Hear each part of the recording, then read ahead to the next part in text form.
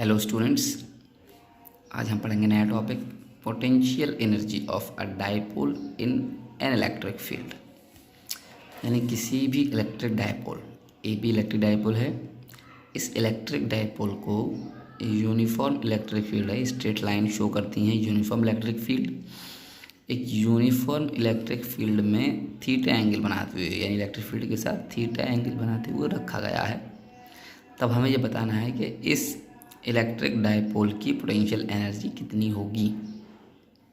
ये डायपोल है, ये इलेक्ट्रिक फील्ड के साथ थीटा एंगल बना रखा है। ये 12 क्या है, इसकी लेंथ है। हमने इसको ज्वाइन कर दिया, आगे स्ट्रेट बना के ट्रायंगल बना लिया।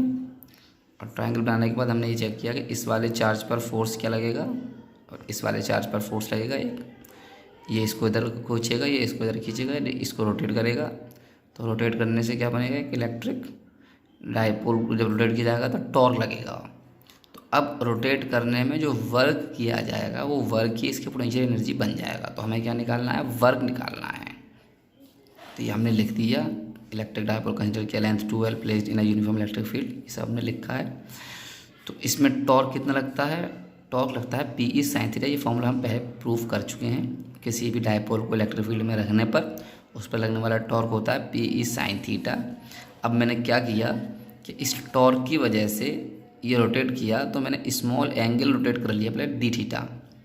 तो रोटेट करने के लिए वर्क हो गया tau into D theta. Straight path पर जब मोशन होता है तो वर्क होता है फोर्स इंटू डिस्प्लेसमेंट।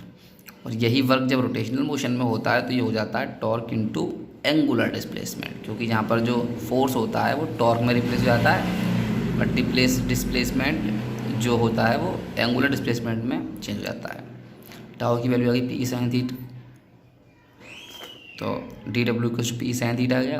हमने इसको इंटीग्रेट कर दिया थीटा 1 से थीटा 2 एंगल के लिए, 0 से W, थीटा 1 से theta 2, DW equals to PE sin theta d theta. PE constant है तो ये हमारे पास आ गया W इक्वल्स टू DW का इंटीग्रेशन हो गया W, PE बाहर, sin थीटा का हो गया माइनस कॉस थीटा। लिमिट आ गई थीटा 1 से थीटा 2, माइनस बाहर लिखा, पहले थीटा की जगह अपर लिमिट लगा दी cos थीटा 2, फिर बीच में माइनस का साइन आता है, लोअर लिमिट लगा दिया थीटा 1, जो है cos थीटा 1। तो ये वर्क आता है किसी भी इलेक्ट्रिक डायपोल को थीटा 1 एंगल से थीटा 2 रोटेट करने पर इलेक्ट्रिक डायपोल को इलेक्ट्रिक फील्ड के अंदर। अब इसमें तो स्पेशल केसेस आ जाते हैं। पहला तो यही कंडीशन है कि अगर इनिशियल स्टेज पर जो हमारा डायपोल है वो 90 डिग्री एंगल बना के रखा हुआ है, यानी कि ये डायपोल जो है वो सीधा है और बाद में रोटेट होकर ये थीटा एंगल आ गया, तो थीटा 1 की जगह 90 डिग्री रख देंगे और थीटा 2 की जगह थीटा लगा देंगे। तो यहाँ पर cos थीटा और cos 90 की वैल्यू 0 हो गई, तो ये माइनस PE cos थीटा रह गया ये। तो यू आ गया minus PE cos theta. Case 1 हो गया अगर हमने एंगल 0 लिया, यानी कि कहाँ से 90 डिग्री से 0 डिग्री तक रोटेट करा दिया, तो u इक्वल से यहाँ cos 0 की वैल्यू 1 होती है, u equal to minus PE लगा दिया तो नेगेटिव आया। नेगेटिव का मतलब लेस एनर्जी, यानी कि एनर्जी बहुत कम है।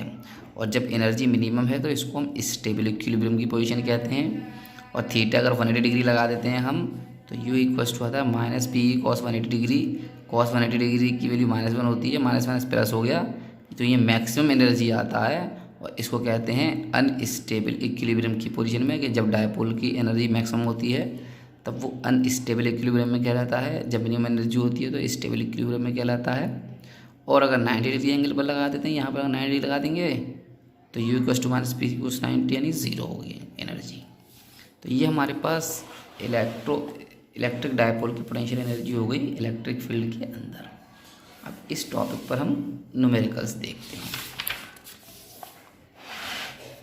पीछे भी जो टॉपिक पढ़ा था उसका भी न्यूमेरिकल आएगा यहाँ पर। तो पहला न्यूमेरिकल है हमारे पास, determine the electrostatic potential energy of a system consisting of 2 charges 7 microcoulomb and -2 microcoulomb placed at this and that. ये 2 पॉइंट दे रखे हैं, -9,00 और +9,00। तो यहाँ पर Q1 चार्ज है हमारा 7 माइक्रोकूलम, इस कूलम में बदल दिया।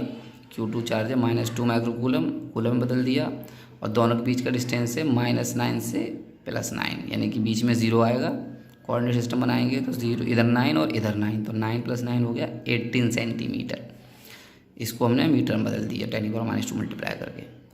पोटेंशियल एनर्जी का फॉर्मूला होता है, अभी निकाल लो, हमने इससे पहले वाले टॉपिक में पढ़ा था, 1/4πε0 Q1 Q2 अपन R12, यानी 2 या 2 से 4 ज़्यादा चार्जेस को एक दूसरे के पास रखने पर जो वर्क होता है उसे हम पोटेंशियल एनर्जी कहते हैं, जो इस फॉर्मूले से निकल कर आता है। इसकी वैल्यू आ गई हमारे पास 9 × 10⁹ Q1 Q2, बीच का डिस्टेंस सॉल्व किया -7 यानी 0.7 जूल हो गया। अब यहाँ पर 3 चार्जेस रखे हुए हैं मेरे पास, 3 charges -Q + Q and -Q are placed at equal distances on a straight line. If the potential energy of the system of charges is 0, find the ratio. एक ही लाइन पर रखे हुए 3 चार्जेस के पोटेंशियल एनर्जी क्या है, 0 है। तो जब 3 चार्ज रखेंगे तो पहले क्या करेंगे, इन दोनों के बीच, इन दोनों के बीच और इन दोनों के बीच तो पोटेंशियल एनर्जी का फॉर्मूला बनेगा, पहले आएगा पहले और दूसरे के लिए तो 1/4πε0 Q1 Q2 R12, पहले और तीसरे के लिए 1/4πε0 Q1 Q2 R13, दूसरे और तीसरे के लिए 1/4πε0 Q2 Q3 R23। अब इन सब की वैल्यू लगा लेते हैं। तो यहाँ पर 1/4πε0 कॉमन आ गया, Q1 Q2 R12, Q1 Q3 R13, Q2 Q3 R23, value लगा दो। Q1 की वैल्यू -Q + Q/R -Q/2R, ये दे रखा है। पहले वाले के बीच की डिस्टेंस R है, पहले और तीसरे के बीच की डिस्टेंस R + R 2R है, दूसरे और तीसरे बीच की डिस्टेंस R ही रहेगा। तो ये हमने वैल्यू लगा दी, R23 वैल्यू R लगा दी, इन सबको सॉल्व कर लिया। तो ये -Q × Q/R माइनस प्लस हो गया Q²/2R और ये -Q/R, इन दोनों को ऐड किया, ये 1 और ये 1, ये हो गया 2। टोटल पोटेंशियल एनर्जी हमें 0 दे रखी है, तो अब हमने इस पूरे टर्म को 0 के बराबर किया, फिर Q/R कॉमन लिया, फिर सॉल्व किया, तो ये रेशियो आ गया। नेक्स्ट है हमारे पास 2 positive point charges are placed 10 centimetre apart, calculate the work done in reducing the distance to 5 centimetre. पहले ये दोनों चार्जेस 10 सेंटीमीटर डिस्टेंस पर रखे हुए हैं, अब इन दोनों के बीच का डिस्टेंस हमने 5 सेंटीमीटर कम कर दिया, तब उनका वर्क कितना किया। तो ऐसी कंडीशन में हमेशा दोनों केसेस का पोटेंशियल एनर्जी निकाल के सब्ट्रैक्ट कर देते हैं। तो Q1 Q2 और R1 और R2 दो डिस्टेंस हो गए। तो पहली potential energy 1/4πε0 Q1 Q2 R12, value लगाई और सॉल्व किया।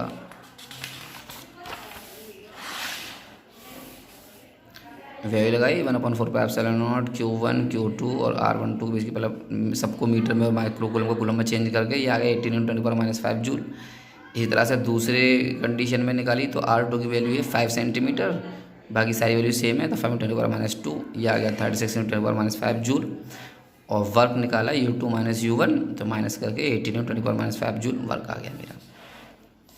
नेक्स्ट है मेरे पास 2 particles of equal masses, opposite charges, they are released from rest with a separation of 1 meter between them. Find the speed of particles when the separation is reduced to 50 centimeter.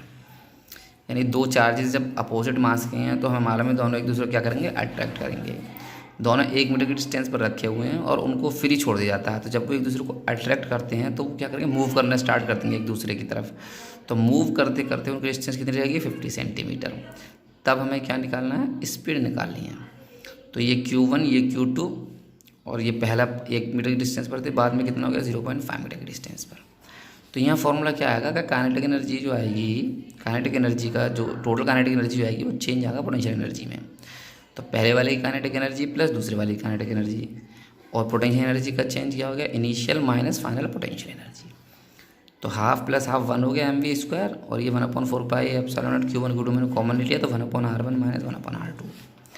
मास दे रखा है 5 ग्राम, तो kilogram बदल दिया, v², इसकी value लगा दी 1/4πε0 की पूरी, Q1 की वैल्यू Q2 की पूरी वैल्यू लगा दी, माइनस में है Q2, और ये 1/R 1 मीटर और 0.5 मीटर। इसको हमने सॉल्व किया तो ये मल्टीप्लाई हो गया 16 9 144, ये यहाँ पर 4 4 16 9 144, 10 की पावर -10 हो गया, और फिर और 9 - 10 -1 बची 10 की पावर, और ये एलसीएम ले लिया 0.5, तो 0.5 - 1 -0.5 बच्चा कैंसिल हो गया। v² आ गया 2800 √2880 का जब हमने स्क्वायर रूट निकाला तो 53.66 आ गया।